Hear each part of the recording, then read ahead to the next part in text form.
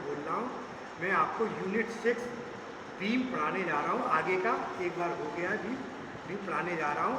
ये final year civil engineering में और नमन सिद्धांत के अनुसार ऊपरी भाग में संपीड़न प्रतिबल टाउ बीसी तथा निचले भाग में तनन प्रतिबल टाउ बीटी उत्पन्न होता है। इन प्रतिबलों के कारण ही धरण आरोपित नमन आघूर्ण का प्रतिरोध करती है तथा नमन प्रतिबल निम्न सूत्र से ज्ञात किया जाता है। टाउ बी सी अथवा tau B T is equal to m into y upon I, जहाँ पर एम आरोपित नमन आघूर्ण, आई काट का जड़ता आघूर्ण मोमेंट ऑफ इनर्शिया, वाई उदासीन अक्ष से दूरस्थ तंतु की दूरी। तो देखिए किसी काट का आकृति मापांक z, उसके उदासीन अक्ष के पारित जड़त आघूर्ण एवं दूरस्थ तंतु की उदासीन अक्ष से दूरी ब्रैकेट y के अनुपात के बराबर होता है। z equal to I upon y तथा नमन या बंकान प्रतिबल टाउ बी सी अथवा tau B T is equal to m upon z. Moment of resistance RESISTANC, moment of resistance. अनुलंब भारों के कारण कोई धरण नमन के विरुद्ध जितना प्रतिशोध उत्पन्न करती है उसे धरण का प्रतिरोध आघूर्ण कहते हैं। धरण का प्रतिरोध आघूर्ण M R is equal to tau B C अथवा tau B T into Z, जहाँ टाउ बी सी अथवा tau B T is equal to संपीड़न अथवा तनन में अनुयुक्त बंकन प्रतिबल और जेड है धरण खंड की आकृति मापांक। परमिसिबल बेंडिंग स्ट्रेस, पार्श्विक आबद्ध धरण के लिए संपीड़न एवं तनन में अनुयोग्य प्रतिबल के मान समान लिए जाते हैं। IS 800 1984 के अनुसार संपीड़न, ये कोड है IS 800 1984 के अनुसार संपीड़न अथवा तनन में अनुयोग्य बंकन प्रतिबल ये होता है टाउ बी टी अथवा tau B c equal to 0.66 FI, जहाँ FI इजिकल टू इस्पात में प्रसन प्रतिबल। और संपीड़न अथवा तनन में अनुयोग्य बंकन प्रतिबल के मान टेबल के अनुसार लिए जाते हैं। ये टेबल है, इसी के अनुसार आप ये मान लिए जाएंगे। देख लीजिए टेबल। सामान्य प्लेट मोटाई, ये सामान्य प्लेट मोटाई यहाँ पर खींच लीजिए। पराभव प्रतिबल यहाँ tau B c equal to tau B t MPa में, tau B c equal to tau B t. अब कोणीय खंड, टी खंड, आई खंड, चैनल खंड तथा चपटी पत्ती खंड, इन सब के लिए, कोणीय खंड के लिए, टी खंड के लिए, आई खंड के लिए, चैनल खंड के लिए और चपटी पत्ती के लिए। अगर 20 mm है सामान्य प्लेट की मोटाई तो पराभव प्रतिबल 250 और टाउ बी सी लेते हैं 165। अगर 20 mm से अधिक तथा 40 mm तक है तो 240 ये पराभव प्रतिबल और tau B c equal to 158.4। 40 mm से ऊपर है 230 151.8 लेते हैं टाउ।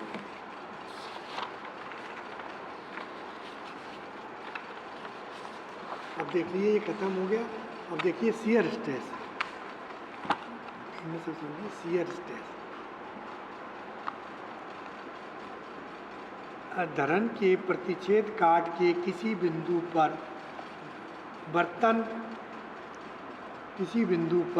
वर्तन प्रतिबल निम्न सूत्र से ज्ञात किया जाता है।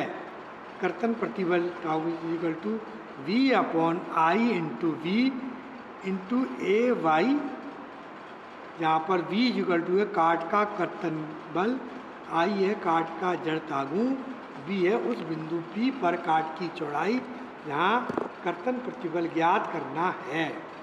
इसका कैपिटल A है उस बिंदु के तल से ऊपर का आघूर्ण काट क्षेत्रफल जहाँ प्रतिबल ज्ञात करना है। Y ऊपर डंडा इक्वल टू क्षेत्रफल A के गुरुत्व केंद्र की उदासीन अक्ष से दूरी। स्टॉप।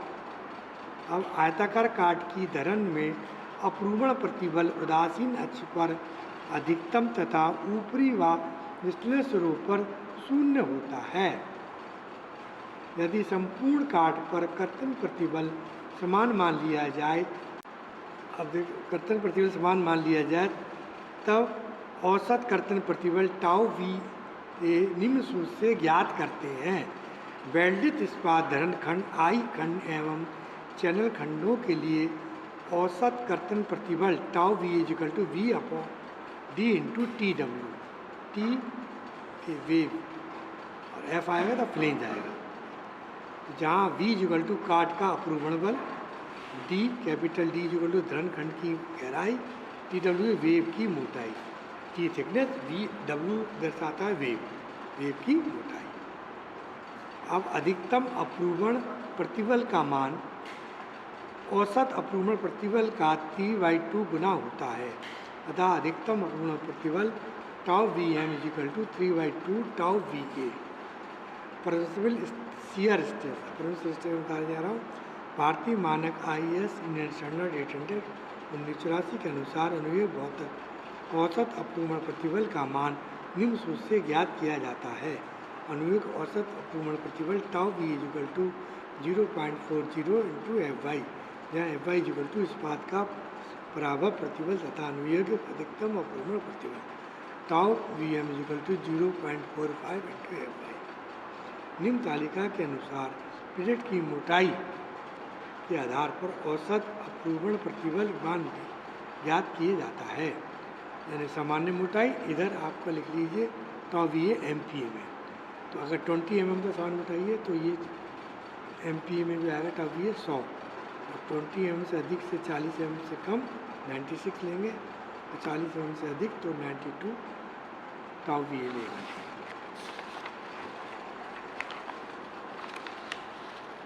रिएक्शन इन बीम,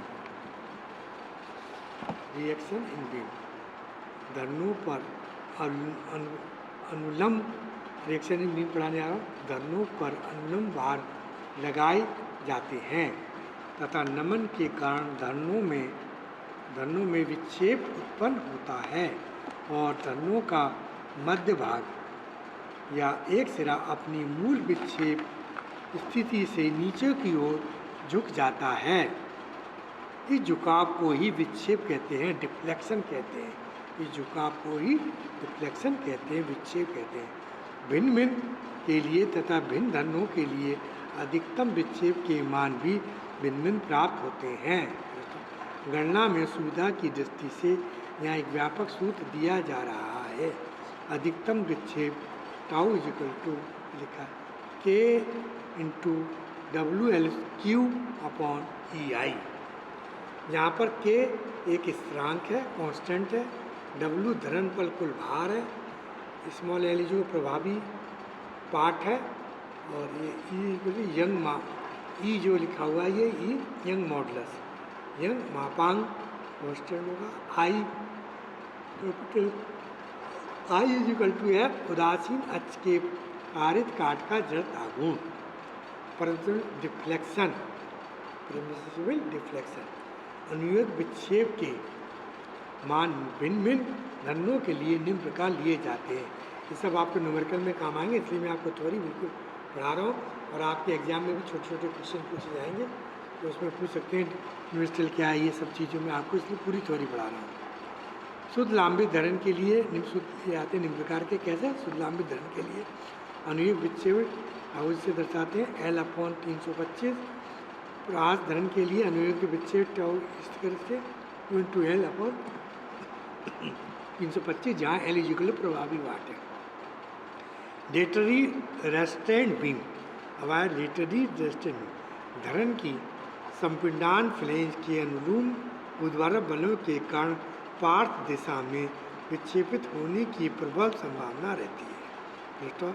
धन की संपीड़न फ्लेंज में इस पार विक्षेप को रोकने के लिए इसे वार्षिक अनुलंबों द्वारा रोक दिया जाता है। स्टॉप इसके लिए प्राय धरनों की संपीड़न फ्लेंज स्लैब के अनुसार दबा दी जाती है, जिससे इसका पार्श्व दिशा में विक्षेप रुक जाता है। इसे पार्श्विक अविलंब धरण भी कहते हैं। पार्श्विक अवधरण में संविधान व तनन में अनुयोग्य बंकन प्रतिबल के मान समान होते हैं। फुल स्टॉप यदि संपीड़न फ्लेंज पार्श्विक दिशा में देखना लग तो रहा बंकन पार्श्व आबद्ध धरण में संपीड़न व तनन में अनुयोग्य बंकन प्रतिबल के मान समान होते हैं। यदि संपीड़न फ्लैंज पार्श्विक दिशा में आलंबित ना हो तब संपीड़न फ्लैंज में अनुयोग्य बंकन प्रतिबल तनन में अनुलंब बंकन प्रतिबल के बराबर नहीं होता। अब क्रिपलिंग देखिए, क्रिपलिंग। अब आपका क्रिपलिंग CRIPPLING क्रिपलिंग। धरण पर बिंदु भार लगाया गया हो तो बिंदु भार या आलम प्रतिक्रिया के स्थान पर धारण क्षेत्रफल कम होने पर धरण की वेव में विकलांगता आ जाती है। यह विकृति स्थायी होती है, अर्थात भार हटा लेने पर वेव विकृत अवस्था में ही बनी रहती है।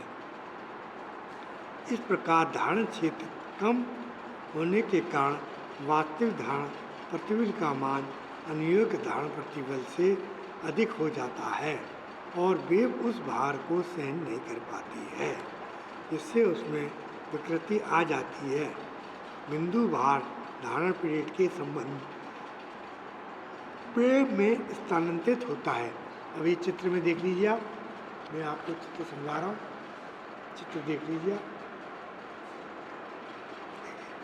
ये आई है, दोनों तरफ आई सेक्शन है, ये चित्र है, ये आपका एंगल है पूरा, ये आई वाला, मुझे गार्डर पट्टी गार्डर वाला, ये देखिए यहाँ से यहाँ तक दूरी है, ये फ्लैंज है, ये वेव है, ये लंबी सी डंडी वेव कहलाती है, ये फ्लैंज कहलाती है। दोनों टाइप फ्लैंज बीच में वेव से जुड़ा हुआ है।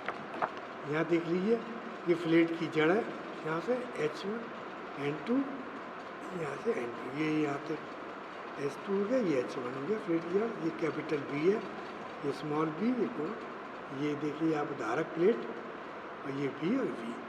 S2 cot 30 देखिए, ये S2 cot 30। अब देखिए चित्रानुसार भार वितरण कोण 30 डिग्री लिया जाता है और भार जड़ राब की गहराई S2 तक वितरित होकर वेव पर स्थानांतरित हो जाता है। यदि H2 फ्लैंज की बाहरी रेशों से जड़ तक की गहराई, स्मॉल v धारण प्लेट की चौड़ाई, TW वेव की मोटाई, कैपिटल B सकेंद्रीय भार के नीचे वेव की चौड़ाई जिस पर भार आ रहा है, B+2 into S2 into cot 30 degree, capital B+2/3 S2। अतः बिंदु भार पर धारण प्रतिबल हो गया बिंदु भार अपॉन धारण क्षेत्रफल capital W upon B+2/3 into S2 TW। आलम पर भार एक दिशा में वितरित होता है, इसलिए आलम पर धारण प्रतिबल आलपन प्रतिक्रिया अपॉन धारण क्षेत्रफल capital R upon B+√3 S2 into TW। Wave विकलांगता में सुरक्षा के लिए वास्तविक धारण प्रतिबल अनुयोग्य धारण प्रतिबल से अधिक नहीं होना चाहिए।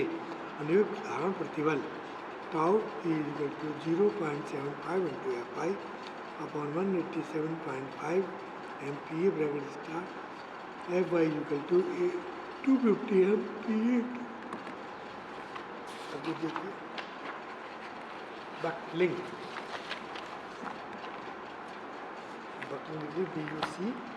BUCALING। बिंदु भार एवं आलम प्रतिक्रिया पर धरण की वेव स्तंभ की भांति कार्य करती है। इसी को वेव व्याकुचन या बकलिंग कहते हैं। व्याकुचन बकलिंग कहते हैं, व्याकुचन। वेव के सिरे फ्लैंज द्वारा स्थिति एवं दिशा में स्थिर रहते हैं और इसलिए वेव की प्रभावी लंबाई जड़ भराव के मध्य दूरी की आधी ली जाती है, अतः L H1/2। पुनः वेव की न्यूनतम परिमित त्रिज्या R min √2